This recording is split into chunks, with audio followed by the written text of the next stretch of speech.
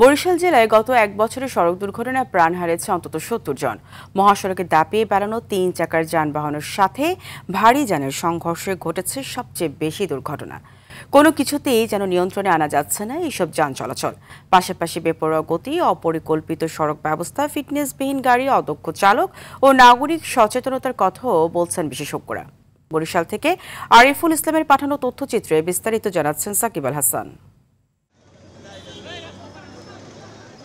কখনো বেপরোয়া গতিতে বাসের সাথে বাসের মুখোমুখি সংঘর্ষ, কখনো দাঁড়িয়ে থাকা গাড়িতে পেছন থেকে সজোরে ধাক্কা, কখনো পথ পারাপারে সামান্য অসাবধানতা কেড়ে নিচ্ছে প্রাণ। এসবের সাথে দিন দিন বাড়ছে মহাসড়কে দাপিয়ে বেড়ানো ৩ চাকার গাড়ির দৌরাত্ম্য। পরিসংখ্যান বলছে গত এক বছরে বরিশাল জেলার আঞ্চলিক ও মহাসড়কে দুর্ঘটনা ঘটেছে অন্তত ৬৭টি। এসব দুর্ঘটনায় প্রাণ হারিয়েছেন অন্তত ৭০ জন। বেশিরভাগ ক্ষেত্রেই ৩ চাকার গাড়ির সাথে ভারী যানের সংঘর্ষ কিংবা ধাক্কায় ঘটেছে বড় ধরনের দুর্ঘটনা। লাগাম টানতে হিমশিম খাচ্ছে ট্রাফিক বিভাগ।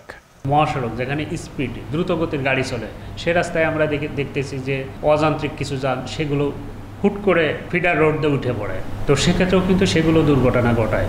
পাঠ্য বইয়ে সড়ক দুর্ঘটনা প্রতিরোধে করণীয় ও বর্জনীয় বিষয়ে পাঠ অন্তর্ভুক্তির কথা বলছেন অনেকেই। চালক, গাড়ি, পথচারী, যাত্রী এবং সড়ক সকলের ত্রুটির কারণেই কিন্তু এই দুর্ঘটনাগুলো ঘটতে পারে। শুধু আইন দিয়ে আপনি এই সড়ক দুর্ঘটনা রোধ করতে পারবেন না।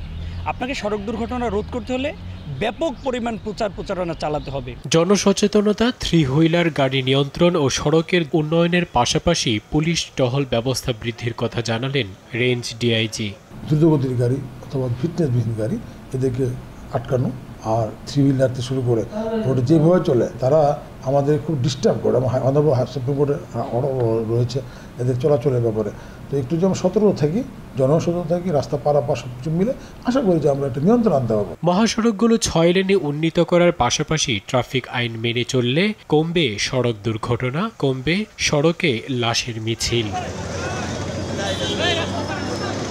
সাকিব আল হাসান, RTV।